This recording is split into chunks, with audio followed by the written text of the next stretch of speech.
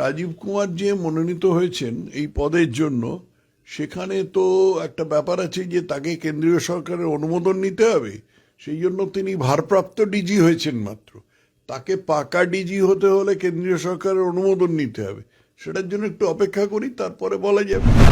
অখিলগিরি সম্বন্ধে আবার কি বলবো, মানে যে রাষ্ট্রপতির চেহারা নিয়ে বিদ্রুপ করে, এইটুকু চৈতন্য যার নেই, তাকে একটা মানুষ বলেই আমি মনে করি না। সে রাজনীতির ক্ষেত্রে এসছে, সে সেখানে এমএলএ হয়েছে, মন্ত্রী হয়েছে, সে জেলের মন্ত্রী হয়েছে, তো থাকা উচিত ছিল জেলের ভেতরে। সায়নী ঘোষকে সমস্ত কাজ করতেই হবে। সায়নী ঘোষ কি একটা ধরার মানে ধর্তব্যের মধ্যে লোক? সায়নী ঘোষ তো মমতা যদি আজকে বলেন যে তুমি হয়ে শীর্ষাসন করে শ্যামবাজারের মোড়ে 1 ঘন্টা দাঁড়িয়ে থাকো, সায়নী ঘোষকে সেটা করতেই হবে। এই ভাড়ামিটা সায়নী ঘোষ আর শশী পাঁজা দুজনে মিলে করেছেন, কারণ মমতা ওদের বলেছেন যে তোমরা এই ভাড়ামিটা গিয়ে করো। কে রং করাবেন ভাবছেন? আমাদের টিম যাবে আপনার বাড়ি।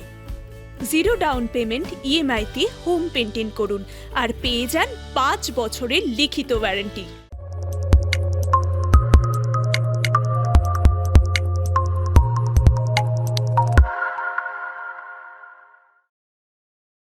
শীতকালে সুন্দরবন ভ্রমণের নির্ভরযোগ্য একমাত্র নাম সাগর সঙ্গম ট্রাভেলস। নিজস্ব লঞ্চে ভ্রমণ এবং অফুরন্ত খাওয়া দাওয়ার বিপুল আয়োজন। বুকিং করুন 9733066075। সারদা কাণ্ডে অভিযুক্ত রাজীব কুমারকে আবারও রাজ্য পুলিশের ডিজি একেবারে সর্বোচ্চ পদে বসালেন মুখ্যমন্ত্রী মমতা বন্দ্যোপাধ্যায়, কি বলবেন? মুখ্যমন্ত্রী মমতা বন্দ্যোপাধ্যায় রাজীব কুমারের প্রতি কত অনুরক্ত, মানে রাজনৈতিক অর্থে অনুরক্ত, সেটা তো আগেই বোঝা গিয়েছিল যখন রাজীব কুমারকে পদচ্যুত করার পরে উনি ধর্মতলায় বিক্ষোভে বসেছিলেন। অতএব এটার মধ্যে আশ্চর্য হওয়ার কিছু নেই। খালি পট পরিবর্তন হয়েছে। এই ধীরে ধীরে নতুন নতুন দৃশ্য উন্মোচিত হবে, সেটা আমরা দেখব। বিভিন্ন মহল থেকেও তার এই পদে আসীন হওয়ার পর প্রশ্ন উঠছে যে তদন্তকে ব্যাহত করার একটা চেষ্টা বা হতে পারে।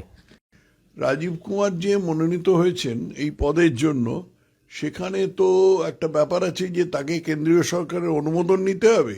সেই জন্য তিনি ভারপ্রাপ্ত ডিজি হয়েছেন মাত্র। তাকে পাকা ডিজি হতে হলে কেন্দ্রীয় সরকারের অনুমোদন নিতে হবে। সেটার জন্য একটু অপেক্ষা করি, তারপরে বলা যাবে। কিন্তু নির্বাচন কমিশন যেটা কিছুদিন আগেই তিনি একটা নিয়ম কথা তারা বলেছেন যে যাদের বিরুদ্ধে কোনো রকম অভিযোগ রয়েছে তাদেরকে এই ভোটের আগে অন্তত এই পদগুলিতে রাখা যাবে না। তো রাজীব কুমারের বিরুদ্ধেও সারদা অভিযুক্ত তিনি। নির্বাচন কমিশনের যখন আওতায় এই সমস্ত পদগুলো আসবে, তখন নির্বাচন কমিশন যথাযথ ব্যবস্থা নেবেন। যেরকম নির্বাচন কমিশন ব্যবস্থা নেন যে অমুক লোককে রাখা যাবে না, তমুক লোককে সরিয়ে দিতে হবে, সেগুলো তারা নেবেন। সে তো সময় এলে হবে। কিন্তু এই প্রশ্নটা তো অবশ্যই থাকছে। পাশাপাশি যে মুখ্যমন্ত্রী নিজেও জানেন এই ধরনের ঘটনা ঘটতে পারে ভবিষ্যতে, তো এই স্বল্প সময়ের জন্য কেন তাকে নিয়োগ করা হলো? মুখ্যমন্ত্রী ভালো জানেন, মুখ্যমন্ত্রী খুব ভালো জানেন কেন করা হলো। অন্যদিকে আরেকটা প্রশ্ন উঠছে যে তিনি তথ্য প্রযুক্তি দপ্তরের সচিব ছিলেন, তো সেই পদে থাকাকালীন এই বিগত 4 বছর 2019 সাল থেকে তার বিরুদ্ধে এত অভিযোগ থাকা সত্ত্বেও সিবিআই তার বিরুদ্ধে কোনো রকম উচ্চবাচ্য করেনি। এটা আমি কি করে বলবো? সিবিআই কি জন্য কারোর বিরুদ্ধে ব্যবস্থা নিচ্ছে বা নিচ্ছে না, এটা তো সম্পূর্ণ একটা দপ্তরের ভিতরকার ব্যাপার। সেটা তো আমাদের পক্ষে জানা সম্ভব নয়। স্যার, অনুপম হাজরাকে কেন্দ্রীয় সম্পাদক পদ থেকে বহিষ্কার করা হলো, তাকে সরিয়ে দেওয়া হলো, কিন্তু স্বাভাবিকভাবে একটা প্রশ্ন উঠছে অনুপম হাজরা যে যে বিষয়গুলো তুলে ধরেছিলেন সেগুলো কি ভুল? কি বিষয় তুলে ধরেছিলেন সেরকম তো কিছু বিষয় আমি খুব পরিষ্কার নই। কি এমন বিষয় তুলে ধরেছিলেন অনুপম হাজরা?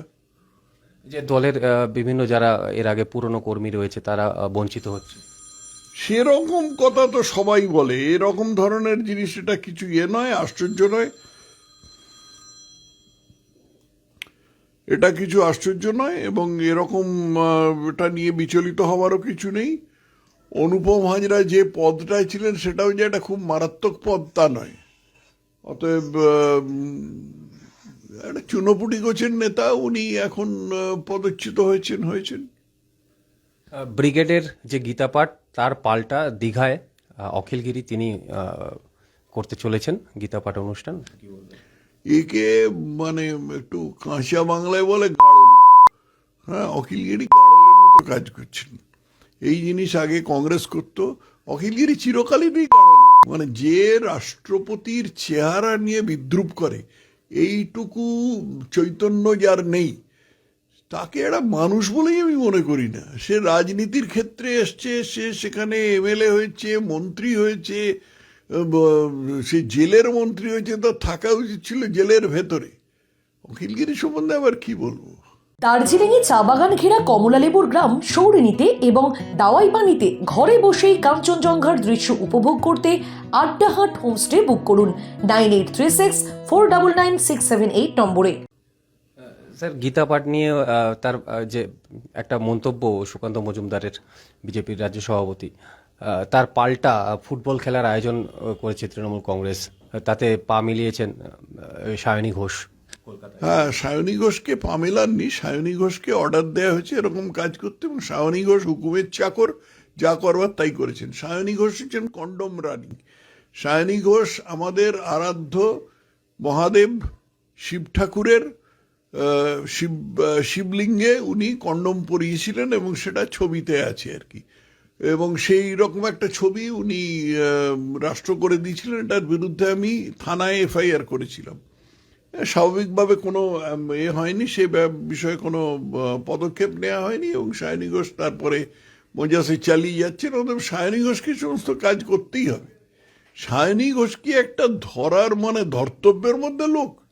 সায়নী ঘোষ তো মমতা যদি আজকে বলেন যে তুমি হয়ে শীর্ষাসন করে শ্যামবাজারের মোড়ে 1 ঘন্টা দাঁড়িয়ে থাকো, সায়নী ঘোষকে সেটা করতেই হবে।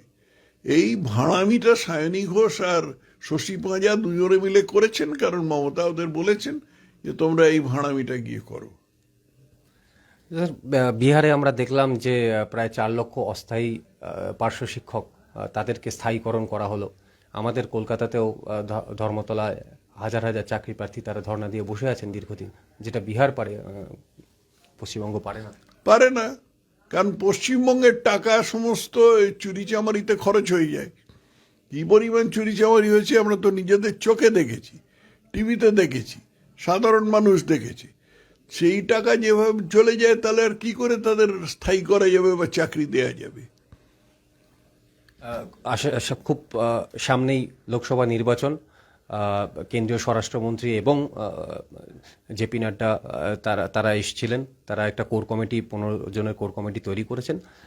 তারা তো কাজ করবেনই। আপনার ভূমিকা এই নির্বাচনে কি থাকছে? আমার কোনো ভূমিকা নেই, সক্রিয় ভূমিকা নেই। তার কারণ আমার 75 বছর বয়স হয়ে গেছে। দলের নীতি হচ্ছে 75 বছর বয়স হয়ে গেলে কারোকে সক্রিয় রাজনীতিতে রাখা হয় না। আমার চেয়ে অনেক বড় নেতা, যেমন কর্ণাটকের ইয়েডিউরাপ্পা, তাকেও সক্রিয় রাজনীতি ছেড়ে দিতে হয়েছে। আমারও সক্রিয় রাজনীতিতে থাকার কোনো প্রশ্ন ওঠে না। উপদেষ্টা হিসেবে তো বিজেপির মধ্যে সেরকম কোনো পদ নেই। বিজেপিতে সক্রিয় যারা কাজ করেন তার মধ্যে পদগুলো নির্দিষ্ট আছে। তার মধ্যে প্রেসিডেন্ট আছেন, ভাইস প্রেসিডেন্টরা আছেন, জেনারেল সেক্রেটারিরা আছেন, এরা সব কাজ করবেন। উপদেষ্টা বলে কোনো পদ নেই। ব্যক্তিগতভাবে কাউকে, কোনো নেতাকে উপদেশ দেবেন? ব্যক্তিগতভাবে যে আসে তাকে উপদেশ দেবো। উপদেশ তো পয়সা খরচ নেই কোনো। ব্যক্তিগতভাবে যে আসবে তাকে উপদেশ দেবো। অনেক ধন্যবাদ।